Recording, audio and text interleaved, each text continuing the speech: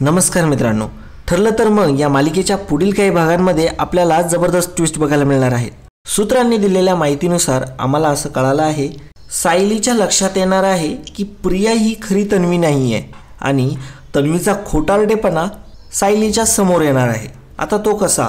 आता लहानपणापासून सायली आणि प्रिया एकाच आश्रमात वाढल्या आणि ज्या दाव्यावरून प्रियाला तन्वी म्हणून किल्लेदारांनी स्वीकारलं तो दावा म्हणजे तिच्या पायावरती असलेली तुळशीपत्राची खून।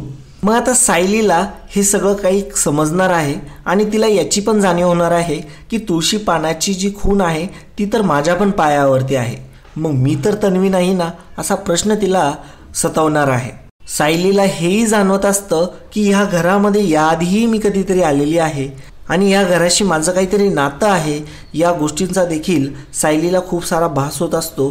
त्यामुळे तिला खूप जास्त रिलेटेबल वाटत असतं की तिच्या पायावरती ती तुळशीपत्राची खून आहे आणि शक्यतो यामध्ये काहीतरी रहस्य आहे।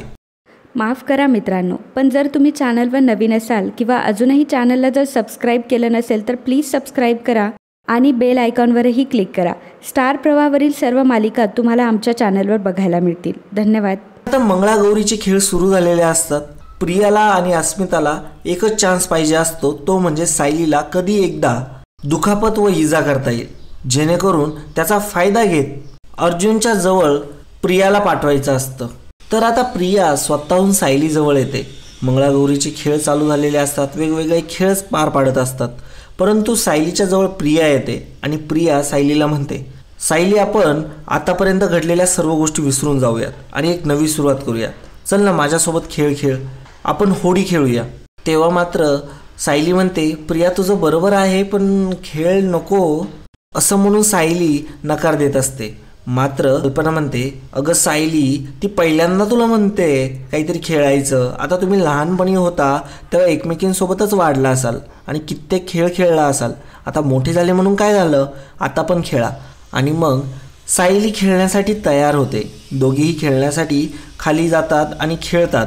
तर खेळ सुरू झाल्या झाल्या प्रियाच्या एक गोष्ट लक्षात येते, आपण हा होडीचा खेळ तर खेळायला आलोय, आता हिला दुखापत कशी करायची। आणि दुखापत करता करता तिच्या अजून एक गोष्ट लक्षात येते की सायलीच्या पायावरती एक जन्मखून आहे, ती म्हणजे तुळशीपत्राची, आणि माझ्या पायावरती तर मी ती खून काढायचीच राहिली आहे। आता जर काही झालं आणि कल्पना किंवा या म्हातारीने जर ती खून पाहिली तर माझा खेळ तर इथंच संपेल आणि मला इथून तोंड काळं करूनच बाहेर काढतील। नाही नाही, हे असं होता कामा नये।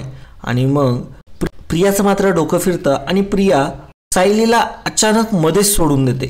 सायली पाठीमागे आदळते, मात्र सायलीला इतकीशी काही इजा होत नाही, परंतु प्रिया मध्येच होडीचा खेळ बंद करते। आता सायलीला खूप मोठा प्रश्न पडतो की ही स्वतःहून आली होती माझ्याकडे खेळ खेळण्यासाठी आणि आता ही अचानक मध्येच असा खेळ सोडून कुठं चालली आहे। प्रियाने असा मध्येच खेळ सोडल्याने सर्वांनाच खूप आश्चर्य वाटत असतं। कल्पनालाही देखील संशय येत असतो की प्रियाने असं का केलं। पूर्ण आजीला मात्र असं वाटत असतं या सायलीनेच काहीतरी केलं की काय। पूर्ण आजी म्हणते, काय झालं ग, असं का बरं करते, अगं खेळत होती ना तू खेळ, मग काय झालं, काही तुला सायलीने केलं का, काही बोलली का ती सायली, त्या पोरीचं अजिबात डोक्यात घेऊ नको काही। परंतु प्रिया म्हणते, नाही आजी तसं काही नाही झालं, परंतु माझ्या कमरेत जरा लचक भरल्यासारखं झालंय, मी जरासा आराम करू का, मी पडू का रूममध्ये जाऊन जराशी। कारण की प्रिया डोक्यात विचार करत असते की आता मला काही करून माझ्या पायावरती तुळशीपत्राची खून तर काढावी लागणार, नाहीतर या खेळांमध्ये कुठे ना कुठेतरी माझं हे पितळ उडं पडणारच आणि आता त्यासाठी प्रियाला ह्या गोष्टी कराव्या लागणार असतात। आता इकडे सायलीला मात्र संशय येत असतो, प्रिया असं का करते आणि प्रियाने हे काय एक लचक आल्यामुळे असा मध्येच खेळ सोडला नाही हे तर सायलीला चांगलंच कळून जातं।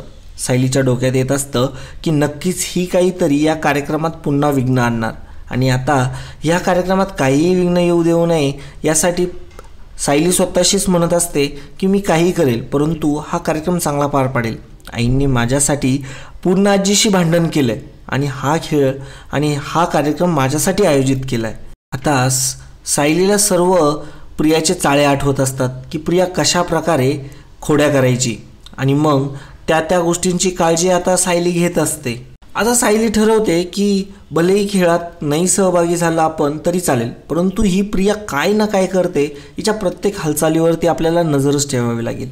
आता प्रिया अस्मिताला म्हणते, अगं माझा मेकअप जरासा खराब झाला आहे, तुम्हाला मेकअपचं साहित्य देशील का. आता प्रियाचा तर काही मेकअप पण खराब झालेला नसतो आणि ती अस्मिताचं साहित्य मागत असते. अस्मिता म्हणते की ठीक आहे देते, काय हवं आहे तुला. तेव्हा प्रिया म्हणते की मला काजळ हवं आहे आणि जर काजळ जरा विस्कटलं आहे ना, मी जरा ते पुसून येते आणि नवीन काजळ लावते. आणि अशा प्रकारे ती तिथून निघून जाते. कल्पना सायलीला म्हणते, ही प्रिया आणि अस्मिता मिळून कार्यक्रमामध्ये विघ्न आणण्याचा नक्कीच प्रयत्न करतील. तू त्यांच्यावरती बारीक लक्ष ठेव. माझंही लक्ष आहे, परंतु तू देखील ठेव. सायली म्हणते की तुम्ही अजिबात काळजी करू नका, मी त्यांच्यावरती बारीक लक्ष ठेवते. मग आता सायली प्रियाचा पाठलाग करत असते. प्रिया इकडे तिकडे जागा शोधत असते, परंतु तिला काही रूम मोकळी भेटत नसते. मग ती अस्मिताच्याच रूममध्ये जाते आणि अस्मिताला तिथून काढून देते. अस्मिता आता खाली गेलेली असते.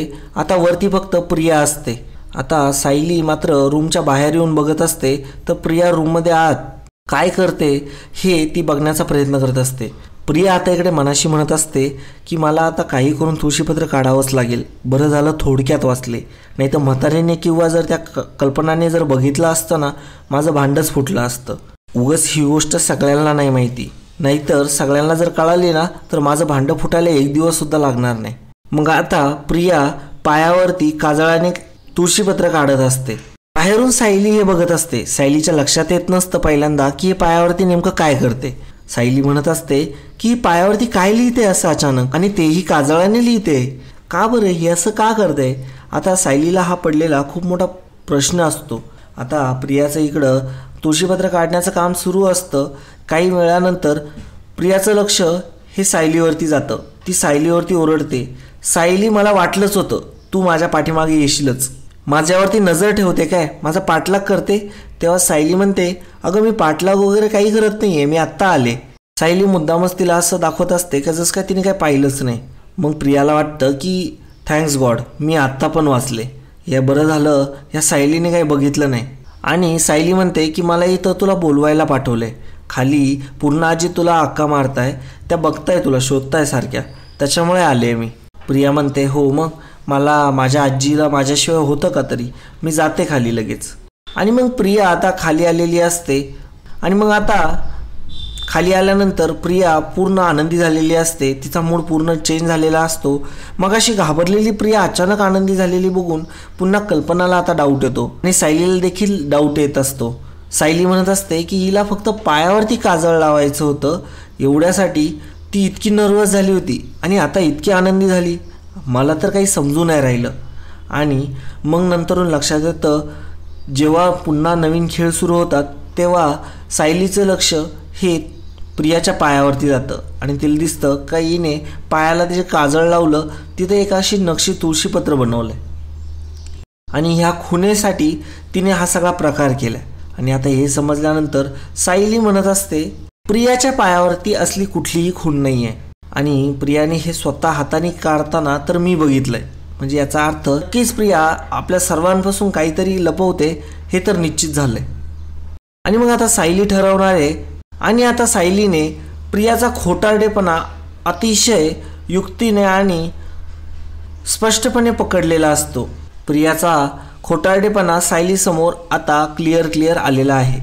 प्रियाचा मात्र आता खूप जळफळाट होणार आहे, कारण की सायलीला सत्य समजलं आहे आणि सायली यावरती नक्कीच काही ना काहीतरी पाऊल उचलणारच. तर मित्रांनो, हा ट्विस्ट एपिसोड तुम्हाला कसा वाटला कमेंटद्वारे नक्की कळवा. धन्यवाद.